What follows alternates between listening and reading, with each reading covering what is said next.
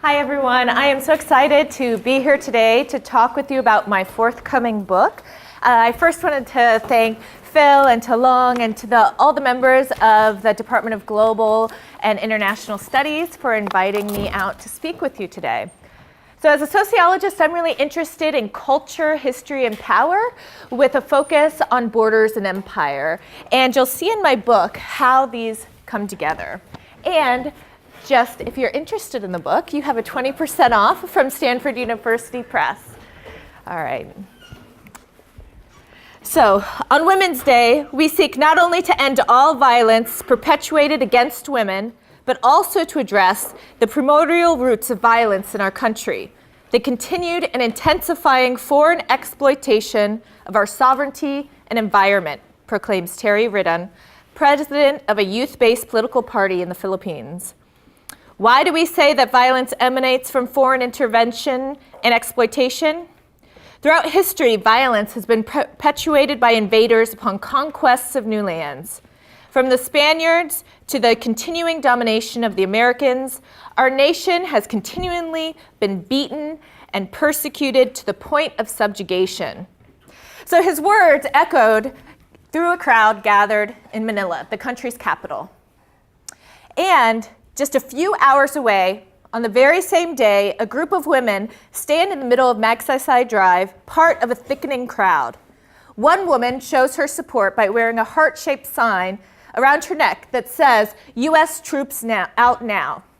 Speaking into her microphone, she calls for the U.S. military to leave the Philippines. Behind her, someone holds two signs that read, "Philippine territory, off limits to G.I. Joe, and we've suffered enough." And so although this photo came from UCA News, I was actually there that day, that Women's Day, doing field work, watching this thickening group of women come together. And what this was is this protest was held outside the gates of the Subic Bay Freeport Zone in the Philippines.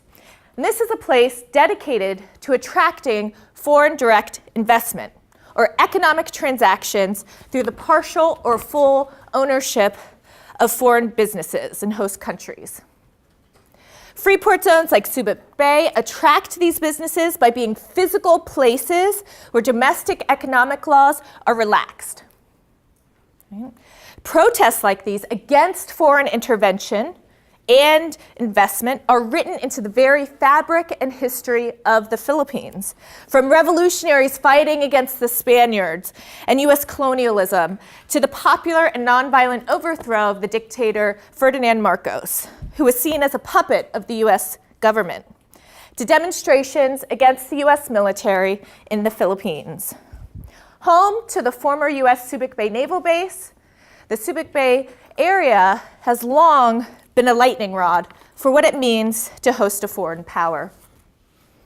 Yet, as these women chanted and held these signs and protested, what caught me when I was there was the hundreds of people just milling about, their everyday lives. You had vendors selling sumans, selling piña, which is pineapple, peanuts, bread, buko juice, coconut juice, right? Just going along the road, right? Just milling about above and avoiding this crowd, right? Workers and visitors continued to enter the Freeport Zone and its armed guard gated entrance, right? There are these armed guards who keep entrance at the Freeport Zone. So this protest and the mundane of everyday life occurring alongside it are emblematic of what it means to live, work, and visit a global borderland. A place controlled by foreigners and one where the rule of law and socioeconomic life differ from those outside its walls. These places, whether an overseas military base, an embassy, a special economic zone, a colonial trading fort, a port city, they mean different things to different people, right? They elicit multiple meanings. For some, these places are symbols of imperialism, unequal power, and foreign penetration into domestic society, something to be fought against, to protested about. But for others, they represent the good life, a chance to be a part of a cosmopolitan, modern world, something that gives you status and to partake in. Both things are true depending on who you ask. So for the rest of the talk, what I'm going to do is first, what are global borderlands, right? How can we understand these dynamics? I'm going to talk about why focus on Subic Bay, Philippines. I've given a little bit of this information in this talk, but I'll go more in depth. I'll talk about data and methods. I'm a sociologist. As such, I'm a very empirically rooted. My theory is very empirically rooted. And so I'll talk about that. And then I'll present 3 cases from 3 different chapters. One about money and authority, one about rape and murder, and a story about sex and romance. Then I'm going to make the argument that global borderlands are the central object of study for the 21st century. A big claim, I know, but books, you're supposed to do that. And I think it's pretty convincing. All right, so what are global borderlands, right? So these represent new analytic, spatialized unit of globalization, whose activities have consequences far beyond the borders. They're not global centers of finance, although like global cities, it's where the low-wage service work of the poor is necessary for the rich. Instead, they are global centers of local foreign interaction, right? Whether for work or for pleasure, that lay within rather than alongside geopolitical borders. They're not flat spaces where global exchange take place. Rather, they are particular spatialized configurations of inequalities that are based on differences of nationality, gender, and class. As such, inequalities are written into the very fabric. They are, by definition, spaces of high inequalities, and their physical location remains important.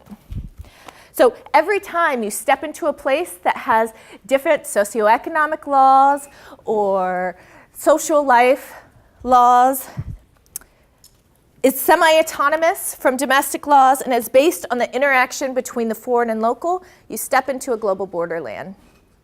For those of you who have traveled abroad, and any time you visit a place because it's similar to where you live at home, that's a global borderland. Global borderlands are also legally plural. What does that mean? That means places where 2 or more legal systems coexist. That is, there are places where there are competing jurisdictions over people, rules, norms, expectations, and where the rule of law increasingly depends on the context of the crime and the identity of the individuals who commit the crime. In this respect, global borderlands represent what we call in sociology unsettled places, where sociocultural and legal strategies of action are continually renegotiated and contested. Global borderlands are also provide windows into the broader political economy, right? And the demonstrations of power they entail. So where the local and the foreign meet, inequalities follow. As such, whether defined in the Weberian sense of the ability to assert your will in spite resistance, or in terms of its relational or discursive form, power shapes the content and form of interactions within global borderlands. There are also sites where identities and understandings are continually reimagined and recreated, as I've mentioned. Whether seen as a symbol of empire or a facet of the good life, these places attract attention and demand explanation. Here, people recall on imaginaries of the past and present to work out their own understanding of how these imaginaries fit into their everyday life. So these legacies of the past continue to reverberate. They're not passive, they actively shape how people understand the world. So within Subic Bay, I've discovered how things like sovereignty, status, meanings, and place are experiential. They're contingent and remade. They're not taken for granted, they're enacted. So global borderlands are not new. right? This analytic concept. They have a long history, right? Colonial trading ports. But what is new is the proliferation of these spaces and their variation. So, for example, in 1995, there are 173 overseas US military bases. In 2010, this number rose to have 750, right? And this is in 45 countries. In 2015, there were 837 military bases. And these often military bases are important because they often come bundled with forms of aid, right? Economic aid, military aid. They also often provide employment for locals who are working around them. So the contributions and the impact of these places is immense. Similarly, the construction of special economic zones is one way that countries try to develop, right? They try to develop through the creation of these places where tariff barriers are relaxed. And the consequences of this is heavily debated in the development literature. And the meanings associated with special economic zones also differ. But we can see export processing zones, this is one type of special economic zone. There's not like one catch-all term, right? Grew from 93 in 25 countries in 1997 to 3,500 in 130 countries in 2006, and an estimated 4,300 in 2015. Likewise, tourism has been called the world's biggest business, right? It affects GDP, it affects exports, imports, national images, and employment rates. All-inclusive tourist resorts and timeshares shape local markets and structure the interactions between different groups of people. There we go. Their very success depends on successful short-term relationships being built across nationalities. So this is just one company, RCI. One company alone had 476 of these resorts in Mexico, 1,037 across Europe, 271 in Africa and the Middle East. And this is just one company, right? Imagine the tens of companies that are out there. So if these global borderlands are increasing in number and proliferating in type, right? Military bases, trading centers, et cetera, how can we understand these dynamics? Well, I would argue that we need to understand four things. One is power. The second is law. Third is culture. And also, we need to understand the role of stakes. And here in the book, I talk about how all of these operate across different contexts. So as I mentioned before, whether defined in the man aspect of infrastructural versus despotic forms, or Isaac Reed's relational, discursive, and performative dimensions, or as stemming from ideology, economy, military, or politics, differences in power shape and form these global interactions. Power can differ in degree or type and can be exercised using leverage, persuasion, or reciprocity, and through social structures and arenas. It's wielded by the elite as well as the non-elite, and by both foreign and domestic actors. Right? In these places, it's not just a top-down, the foreign exerting power over the domestic. So as such, we can think of global borderlands not as sites where domestic actors fully cede sovereignty to foreigners, which is what some people argue, like Iowa Ong. Rather, we need to see them as places, I argue, where sovereignty is contingent. It's continually negotiated and contested long after these places have been created.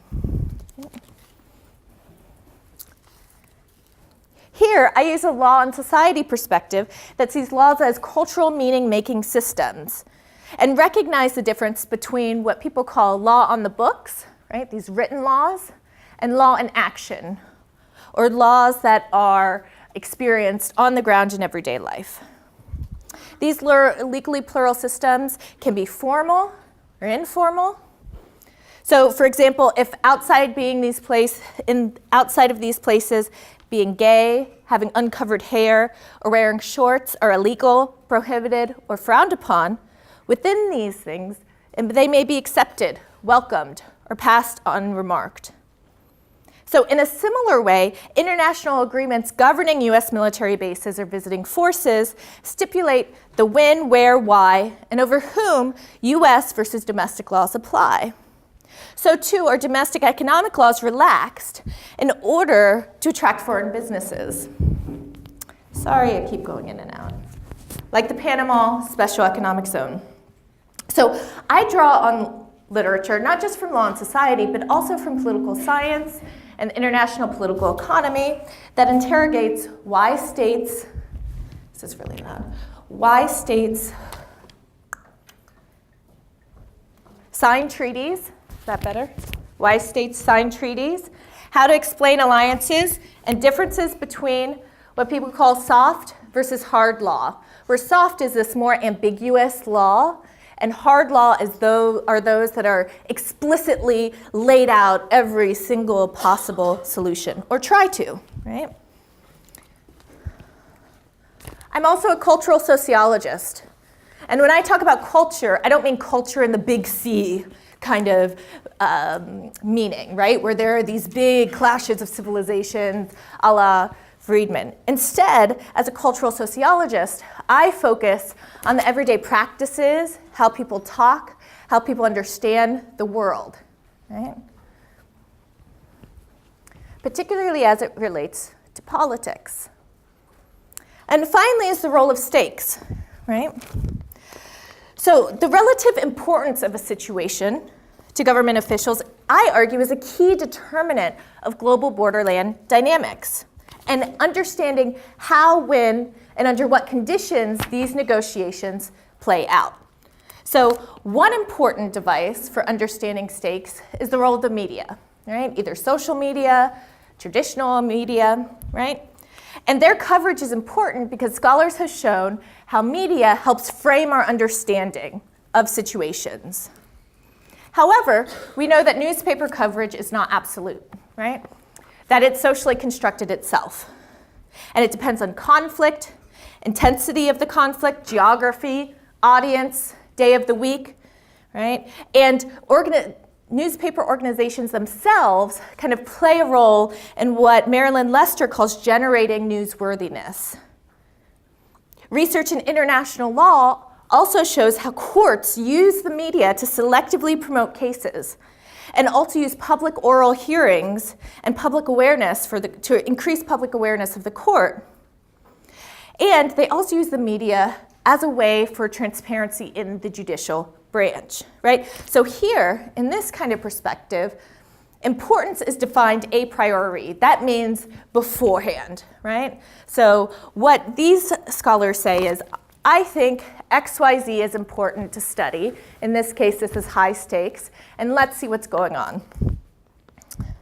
It doesn't account for fluidity and importance, or how matters may become important from the ground up. So here, I unite kind of a sociology of media with work on international law, and we can see how stakes of a situation are fluid. They can come both from the bottom up and from the top down. So, why look at Subic Bay to understand global borderlands? So, to begin with, I want to situate Subic Bay historically and geopolitically. So, a common saying in the Philippines is that the Philippines spent 400 years in the convent and 50 years in Hollywood, right, to reflect Spanish colonialism and American colonialism, respectively. It also was colonized by the Japanese for a short period of time during World War II. And this famous saying is particularly applicable to Subic Bay, where this pink arrow is, right? And it serves as a water entrance to the South China Sea. It was originally a small farming village, and then it was transformed into a minor, unorganized Spanish garrison under Spanish colonialism before being transformed into the Subic Bay Naval Base by the US military, and it became one of the largest overseas US military bases in the world. And it held extreme importance for the US military because of its location by the South China Sea. So American colonial rule in the Philippines was marked by racialization and paternalism, or so-called benevolent colonialism, as we see in these political cartoons.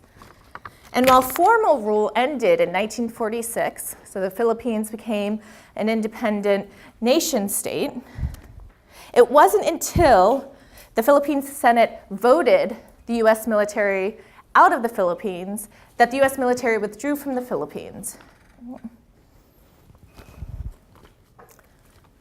So currently, Subic Bay is a special economic zone. It's a site of shipping and manufacturing businesses, but also it has an international high school, universities, it has a tiger zoo, it has, this is Harbor Point Mall, that's a big thing that is kind of a big draw part for people. And it also shares land with the Ayetas, which is an indigenous group of the Philippines.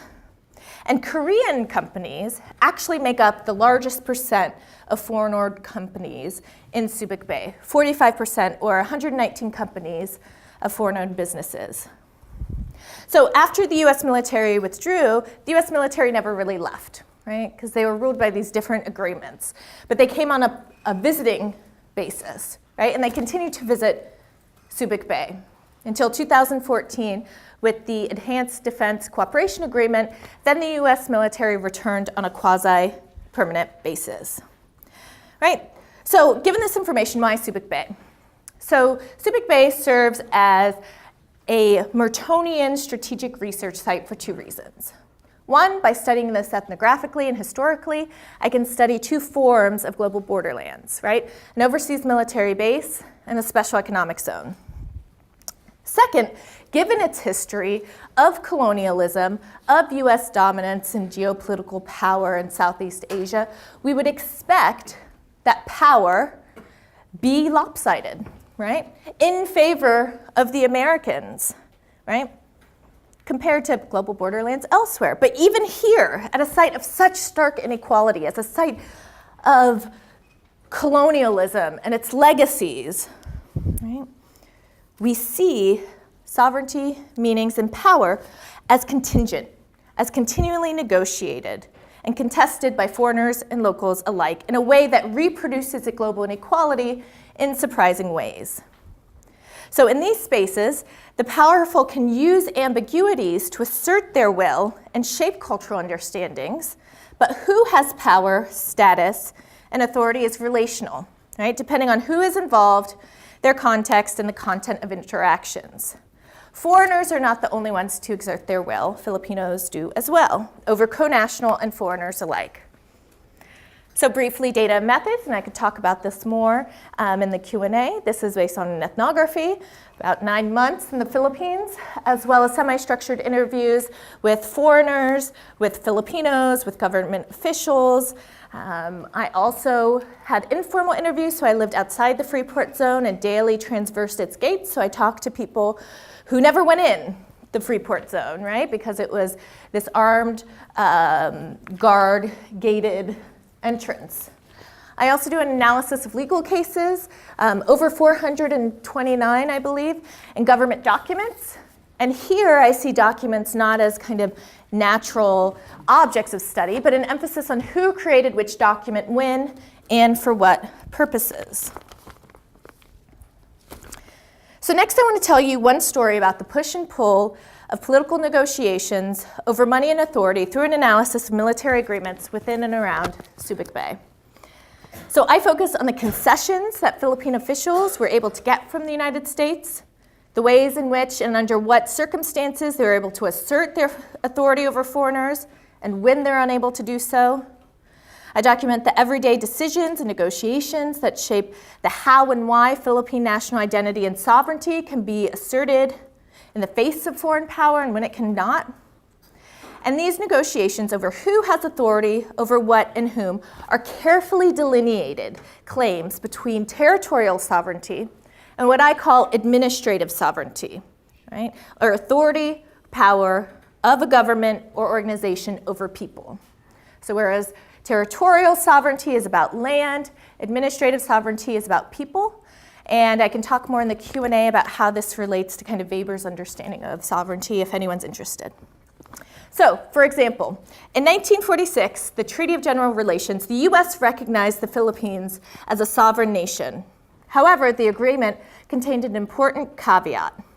Although the US military would withdraw and surrender the Philippines, it would do so except the use of such bases. Thus, initial sovereignty in the Philippines was limited. It didn't extend over the territory of the US bases. Yet, I'll show how Filipino officials did not fully cede sovereignty to the US over military bases. Rather, from the beginning until present day, they're continually negotiated. And I'll show the legal conflicts and what they mean for a Philippine national identity. So the signing of the 1946, this is a copy of the first page, ushered in a new era of US-Philippine relations, from one defined by formal empire to one defined by informal empire, right? Or non-territorial empire. And US informal empire was strengthened with the signing of the 1947 Military Bases Agreement between the two countries, which more specifically delineated who had rights over which particular people and bases. Here and over the next 45 years, we see socioeconomic and political negotiations over who, the US or the Philippines, had territorial or administrative sovereignty in what circumstances. Right? So there's this decoupling of territorial claims, I argue, as related to land, and in this case, facilities and buildings, right? That our understanding of territorial sovereignty can be that limited to specific facilities, as well as administrative sovereignty, right? Control over people, though not over land. For example, the Philippine government granted the US particular rights and responsibilities with the bases listed in Annex A and Annex B in the Military Bases Agreement, right? In Annex A, bases were those that the US were able to retain, right? They were able to retain the use of such bases, while Annex B were bases that the Philippine government grants the US to use. So although both sets of bases were used by the United States, one represents a continuation of control of US informal empire military bases, and one presents and recognizes the Philippines as a sovereign government, which granted them permission to use. It recognizes Philippine sovereign rights to land and territory, and how Philippine officials gave permission. And a base's initial placement in Annex A or B is significant, right? These differences are not insignificant, that they have very real consequences in the shifts of territorial administrative sovereignty. So, for example, in a set of 1947 notes exchanged between the US ambassador to the Philippines and the Philippine Department of Foreign Affairs regarding Fort William McKinley military reservation, they argue who gets to dictate the supply and payment of water, of electricity, who gets to use which roads, who gets to decide the access, who gets to decide who is able to use which facilities.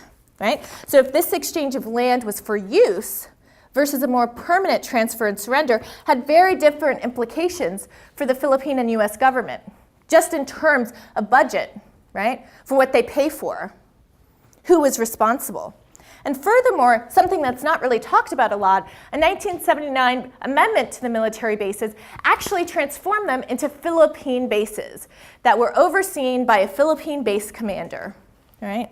But in this respect, Philippine bases were now under territorial control of the Philippines. But the US military continued to exert administrative sovereignty over people, right? And particular buildings, right? So why go into this minutia, right? Who cares about this set of agreements from 1947, this Annex A, Annex B, right? The US still was able to use both of them. Well, I argue this push and pull of negotiations shows the evolution of US-Philippine relations. It shows the push and pull of power, the importance of language, and ambiguity, and the cultural process of sovereignty, right, within and around these spaces. Next, I'm going to tell you quickly of the case of Jennifer Laude. So one of the most detailed descriptions in U.S. Philippine military basing agreements involved criminal jurisdiction, right? And who had jurisdiction over which crimes, right? Related to U.S. military personnel. Next, I introduce a case that concerns who has authority over criminal jurisdiction in the Philippine trial of Lance Corporal Joseph Pepperton, who was accused of killing Jennifer Laude, a transgender Filipina. For the purposes of time, I focus on negotiations after Pepperton was found guilty. So he was found guilty in a Philippine court. That's really important. But there are still these contestations afterwards, right? About who had which rights to try, convict, and punish U.S. servicemen for the crimes they committed against Filipinas, and what that means for Philippine sovereignty. So the 1998 Visiting Forces Agreement is one of the current agreements governing U.S. military personnel in the Philippines, right? And it delineates who has control over U.S. military personnel when crimes are committed in the Philippines. The Filipina judge who found Pepperton guilty of homicide evoked the VFA twice in her ruling. First, in awarding exemplary damages, when she stated, and I quote, "The court deemed it best to award exemplary damages in favor of the heirs of the deceased. The award is given to set a public example, to serve as a deterrent to all military and civilian personnel of the United States, and to respect every Filipino citizen, regardless of his or her sexual orientation, and also Philippine laws." So here she used the financial awards as a symbol of Philippine sovereignty, and to assert that all Filipino citizens had equal rights of protection. Second, she evokes the VFA when discussing Pepperton's custody, which states, and I quote, "The confinement or detention of Philippine authorities of U.S. personnel shall be carried out in facilities agreed upon by appropriate Philippine and U.S. authorities." So here, the judge highlights the by Philippine authorities clause and orders Pepperton to be held, temporarily committed to a Philippine jail. She likened Pepperton to other national prisoners, right, and asserted that his nationality does not grant him special rights as to where he is held. Pepperton would be detained with Filipinos convicted and sentenced to similar amounts of times. Yet after her order, there was a 2-hour standoff because Pepperton's U.S. security escorts refused to turn him over to Philippine National Police. And the standoff ended when she received a motion from the defense lawyers and communication from the Presidential Commission of the VFA that stated he would be held in Joint United States Military Advisory Group facility at Camp Al Granado, the Armed Forces of the Philippines headquarters, until a decision could be reached about where he would be permanently detained.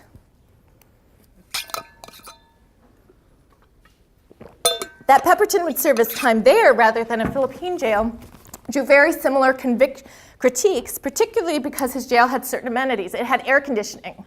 He had special food, right? He had security cameras. And these were all paid for by the Philippines, not by the United States. Activist Liza Manza expressed her dismay at the situation. A U.S. soldier who committed a crime and he's given special treatment, that's the most absurd thing. The Philippine government is spending to renovate and construct a special jail for Pepperton, who committed murder, and giving him special treatment, special food, 18 policemen guarding his cell, and all comforts. And you call that punishing a person? That's not how you punish a person that's committed a crime. That's how lopsided our government is. In response, President Aquino emphasized that he is detained within a Philippine, not U.S. territory, and with a Philippine-controlled facility that's under the guard of the Bureau of Corrections. He said that that Pepperton's conviction is evidence that the Philippine courts can issue judgments properly, and that, I quote, "he is getting treatment that is less than accorded by our system to a Filipino accused of the same crime." So here, the court, Pepperton appealed, they upheld his conviction and denied him bail. However, his sentence was reduced from a maximum of 12 years to 10 years. And Jennifer was thought not to receive justice by many because he was found guilty of homicide, not murder. And he avoided being detained within a regular Philippine jail. And the reduced sentence was due to mitigating factors, due to passion and obfuscation because he killed her when he discovered her non-female presenting or male presenting genitalia. So in this case, competing jurisdictional claims over custody, detention, and jail conditions related to meanings of sovereignty, violations thereof, nationality, and continuing US power in the Philippines. These claims also revolved around particular conceptions of class, patriotism, and gender-based discrimination by being directly linked to bodies and to the extent to which Philippine officials are able to protect Filipinas from violence caused by citizens of their former colonial overlords. And perhaps more importantly, their ability to punish the men who violated these daughters of the nation. And the ability to punish violators not only included whether they were tried in a Philippine jail, remember they were, but whether the Philippines is able to maintain custody during trial and after subsequent guilty verdicts, as well as dictate where and under what conditions he would be detained. So, why focus on this high-profile murder case, right? Why focus on the story of Jennifer? Well, it lays out the stakes involved in global borderlands, that it's literally about consequences of life and death. Jennifer's case represents moments where the very identity of what it means to be a nation, imagined political communities that are limited and sovereign, becomes contested and embodied in global borderlands. Alongside colonial and contemporary international relations, nations themselves are gendered, racialized, and entwined with international politics and intimate relations. Jennifer came to embody a gender idea of the Philippine nation, one where whether and when the Philippines or the United States asserted authority and jurisdiction over the accused, spoke to Philippine officials' ability, or lack thereof, to protect Filipinas from violence. They also revealed how negotiations over administrative and territorial sovereignty extended beyond disagreements over language and documents, like the previous example suggested.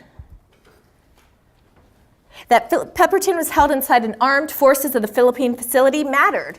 This was an evolution of US-Philippine relations. Especially in the book, I compare Jennifer's murder to the rape case of Nicole, a Filipina, who was allegedly raped by US military serviceman Daniel Pepperton. And there, the US immediately took custody of Smith, his name's Smith, and even after request by the Philippine government, refused to hand him over, right? So yet, despite holding him within Philippine territory and buildings, the administrative control continued to lay with the US in the case of Pepperton, right? So there's this evolution that he's now being held in territory of the Philippines, which the president used to show the evolution of US-Philippine relations. But the US continued to exert administrative sovereignty. So in 1987, thousands of servicemen stationed at the US military base were consuming images of desire and sexuality. And here, I'm going to talk about the cultural understandings of relationships between US military servicemen and Filipino women. And here, the US military men frequented local bars and engage in intimate encounters with Filipinas. And at the same time, another set of actors was working to abolish those very same foreign military men from Philippine soil. The National Councils of Churches in the Philippines, a network of Protestant churches across the Philippines that tie religion to social justice efforts. And Gabriela, this is a leftist organization that fights for women's issues, among others, hosted a conference about the national consultation on prostitution to confront the issue of exploitation of women in sex work. The conference set the national agenda on the sex work in the Philippines and how it related to the military base. And what was it centered on? It centered on what I call the exploitative sex myth. Note, I use the term myth to show how this is a cultural understanding that shapes how people understand the world. It's not a statement on facts or accuracy of the sexual exploitation. So in the Philippines and elsewhere, activist organizations and others rely on this exploitative sex myth to understand intimate relations between Filipino women and US servicemen. Within this myth, the creation, regulation, and growth of military-based sex work and sex work more generally, are framed as a fundamentally moral problem. Filipino organizations in particular see the sex work surrounding overseas military bases as evidence of the U.S. continual exploitation of the Philippine nation, and see relationships between Filipino women and U.S. servicemen as defined and shaped by this broader political economy. So here, Sister Mary John was the chairperson. Oh, I'm sorry. Why did this not? Sorry, here we go. My slides were in the wrong order. I've given this talk before. They weren't in that order. Sorry. So Sister Mary John was the chairperson of Gabriela and the director of the Center for Women's Resources. Right? And she linked sex work to international tourism through the promotion of mail-ordered brides, entertainers, and migrant workers. And throughout the conference, she addresses morality in three ways. One is that there is assumption of any time of sex work, particularly that associated with military bases, is immoral, exploitative, and forced, and that these women are in need of saving.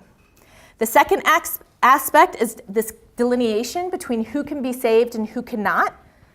This is often framed around choice, where adult women enter sex work by choice and children and older women have little to no choice.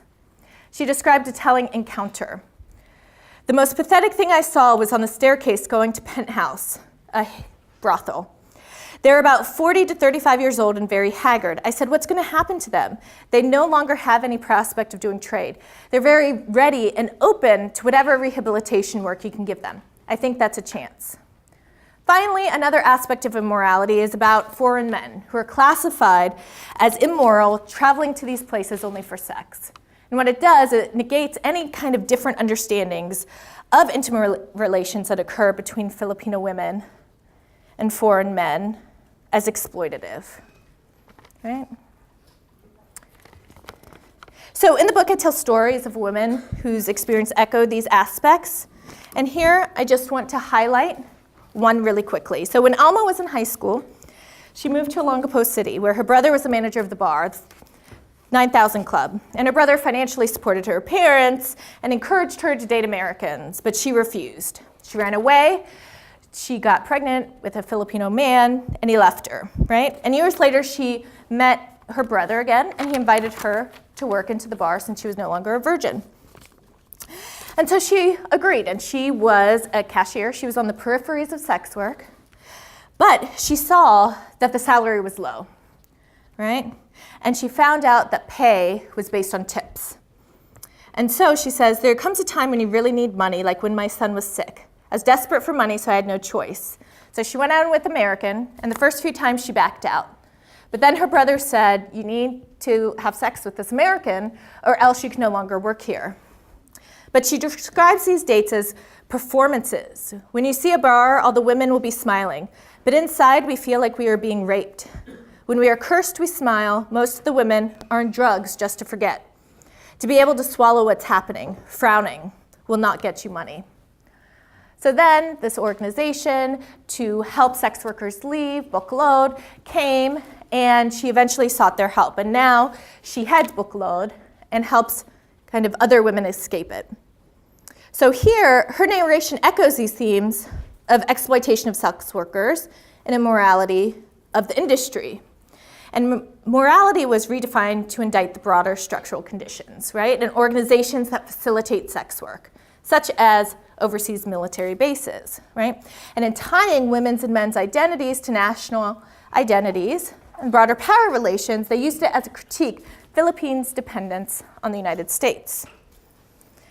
But this exploitation of women is not the only myth, right? So Danielle is in her 40s, and she's a former entertainment dancer in Clarkin in Japan. She has one Amerasian daughter, so a daughter with a US serviceman, and one Filipina. And she weaves in what Anne Swidler calls the bourgeois love myth, right? This all-encompassing understanding of love, with what I call the heroic love myth, right? Where you see kind of these men as heroes, as ways to save women from poverty, right? And so what happened with her boyfriend, with Tim? They got into an argument, and she says, the one thing that hurt me was when he came back to the Philippines, he told me something about his family. And one thing that got hurt was his grandmother didn't want him to marry a Filipina, right? And she tells me, because Americans, not all Americans, They think that Filipinos just use Americans to go to the States. That's what they always think about Filipinas who marry Americans. His grandmother told me, if you're going to marry me, she'll disown him. And so although Danielle and Tim continued their relationship, this was always in the back of her mind, right? And she thought if he really loved her and he really wanted to save her, he would marry her. But he left the Philippines, so she was broken by this. And so here, years later, they reconnected, and her daughter with Tim, she had epilepsy. And so when they reconnected, she talked to him, and she had these dreams about him coming in and swooping and saving her daughter, right, and all the medical expenses. And he called once or twice, and then never called again. And she told me that now to her friends, she makes jokes about eventually meeting someone to marry, someone to provide and save her, but she thinks that's too late. She lost faith in the bourgeois and heroic love myths she craved. And I'm not going to go over this, but I'll go about this a little bit quickly. So these love myths are not simply how everyday people understand it. It's also about the US military, right, who didn't care about the content of these relationships until they stepped into marriage, right? And then there is this perversion of the exploitative sex myth, where no longer was it these Filipino women who were exploited by the US servicemen, but in fact, it was these US servicemen who were going to be exploited by Filipino women. And you had to go through all of these steps to make sure that these young servicemen were not being exploited. So in my book, I talk about how this is a perversion of the exploitative sex myth. So why focus on these myths, right? So if the rape and murder of Filipino women by US servicemen show the stakes, sex and romance among everyday people is a juxtaposition of allure and moral condemnation that provides the foundation in which these everyday intimacies are formed. It tells us the contradictions that define these places, how they simultaneously reproduce inequality and contribute to the lasting presence of global borderlands, precisely because they have multiple meanings, right? They're not solely exploitative and condemned, right, this exploitative sex myth, because then it would no longer be there. But it's the fact that these myths are entwined. So in conclusion, I argue that global borderlands are a central object of study for the 21st century because they're landscapes where these global tensions arise, right? Regarding international trade, regarding the presence of the US military, how to develop. All of these questions are at the forefront of today. So they're the battlegrounds of international politics, whether in free trade or global integration. And these contestations are even more divided when global borderlands are located in Africa, in Asia, in Latin America, places that are post-colonial, right? That used to be colonies. And because within these lands, the stakes are much higher. And so what does the book do? In sum, it argues for an analytic space of global borderlands. How do we understand their dynamics, that of culture, law, power, and stakes? I also kind of unite broad literatures not in conversation with each other, so I draw on urban sociology, law and society, cultural sociology, international political economy, right? These wide array of fields that are often not in conversations with each other. And then the theoretical contributions within each chapter, as you see with this heroic love myth versus the exploitative sex myth, or this differentiation between territorial and administrative sovereignty. So while here I focused on the US military in the book, I also talk about the children of these Filipina US servicemen encounters, as well as aspects of the special economic zone. So how does this work in taxes? How does this work in labor? How does this work when people shop, right? This buying inequality and shopping. So thank you.